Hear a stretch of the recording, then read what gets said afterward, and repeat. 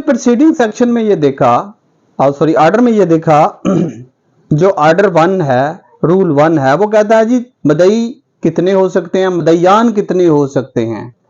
अब यू कहता है कि डिफेंडेंट्स कितने हो सकते हैं और किन को डिफेंडेंट बनाया जा सकता है, कौन परफॉर्मा डिफेंडेंट है और आपको गैर यकीनी है कि किस बंदे को डिफेंडेंट बनाया जाए और किसको नहीं बनाया जाए, तो फिर भी आगे रूल्स प्रोवाइड करते हैं कि आपने फिर क्या करना है। और अगर वो कॉज ऑफ एक्शन भी सेग्रीगेट नहीं हो रही तो फिर भी रूल प्रोवाइड करता है कि क्या करना है। अब सर डिफेंडेंट किसे कहते हैं? जी सर, उर्दू में बताइए डिफेंडेंट। और अगर ज्यादा डिफेंडेंट्स होंगे जी, तो अब वो कहता है जी कि मुद्दा अलैह या मुद्दा अलैह हिम, जो अलैहान जो है वो क्या है, who may be join as defendants, कि किन को ये मदई जो है वो डिफेंडेंट्स बना सकता है, मुद्दा अलैह बना सकता है।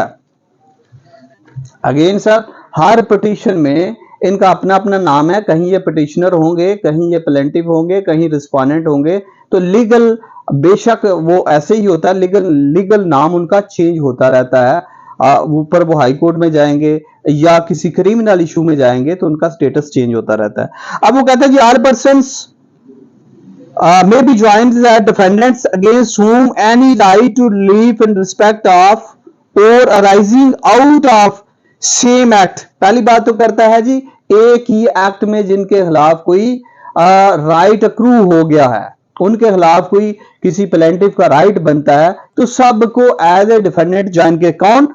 जिनका एक्ट एक ही एक्ट में और ट्रांजैक्शन या सीरीज ऑफ एक्ट्स और ट्रांजैक्शन दोनों की बात करता है कि जिसमें 1 2 4 5 सीरीज है और उसमें एक्ट हुआ, और बेशक ऑल दो वो डिफरेंट इवेंट पे डिफरेंट टाइम पे हुआ, इज एलिज्ड टू एग्जिस्ट। हाँ, यहां मैं टाइम की बात कर रहा हूं, तो ये नहीं है ऐसा कि अगर लिमिटेशन प्रोवाइड करती है, लॉ ऑफ लिमिटेशन प्रोवाइड करता है, विद इन लिमिटेशन वो सारे एक्ट्स और ट्रांजैक्शन आती हैं, तो वो उनको उनके खिलाफ सू भी किया जाएगा और उनको एज ए डिफेंडेंट पार्टी भी बनाया जाएगा। तो अगेन कहीं लॉ जो है उनको लीगल एम्बार्गो भी इंपोज करता है, उसको हम भी ऑब्जर्व करना है।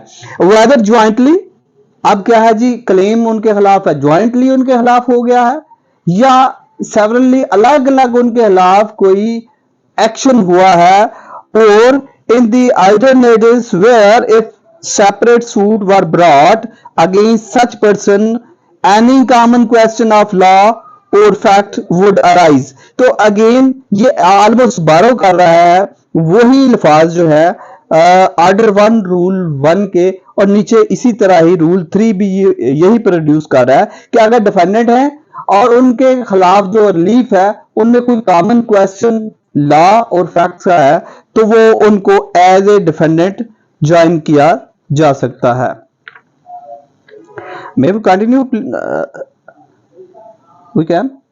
अच्छा जी, आगे रूल 4 कहता है कोर्ट में give judgments for or against one or more of joint parties.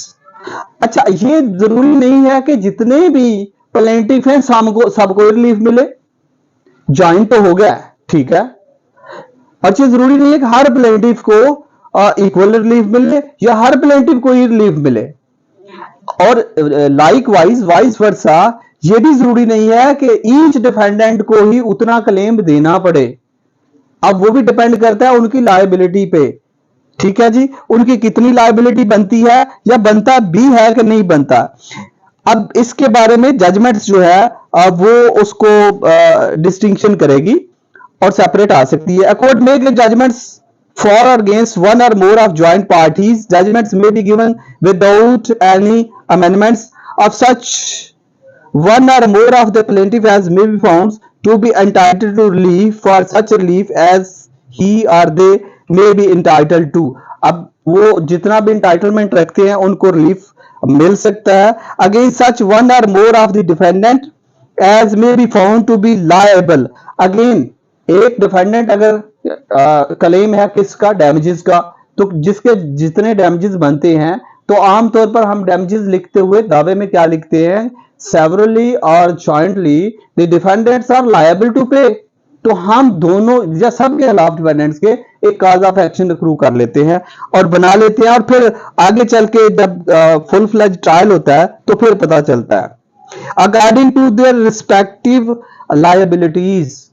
तो जैसे कि रिस्पेक्टिव लायबिलिटीज डिफेंडेंट की जो है कोर्ट डिटरमिन करती है फाइनल जजमेंट में, और उस लायबिलिटी के हिसाब से उन्हें पे करना पड़ता है। तो इसी तरह ही प्लेंटिफ की जितनी उनकी है, उनके साथ एक्ट हुआ है या उनकी लेने की कैपेसिटी बनती है, उस कैपेसिटी के हिसाब से ही कोर्ट जो है ये भी डिटरमिन कर सकती है कि ईच प्लेंटिफ इज लायबल या वन प्लेंटिफ इज लायबल। आमतौर पर फैमिली सूट में होता है कि जो एक प्लेंटिफ है उसका अलग कर दिया जाता है, बाकी प्लेंटिफ का जो मेंटेनेंस है आमतौर पर वो अलग कर दिया जाता है। तो ये तो एक कॉमन ऐसा है, लेकिन ये सिविल साइड पे भी उसी तरह ही ऑपरेट होता है।